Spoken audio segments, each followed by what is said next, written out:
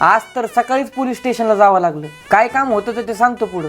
तर आज आहे आपला इंटर्नशिपचा दुसरा दिवस. 9 वाजता सकाळी ऑफिसला आलो. ऑफिसला आल्यावर सगळ्यात पहिल्यांदा कंपल्सरी जे कुठलं काम असेल ते म्हणजे पेपर वाचणं. ह्या युट्यूब इंस्टामुळे पेपर वाचायची सवयच राहिली नव्हती. लास्ट वेळेस कधी पेपर वाचला होता हे तर मला आठवत पण नाही. नंतर ट्रायपॉड, कॅमेरा हे सर्व गाडीत टाकून आम्ही आलोत मगरपट्टा सिटीमध्ये.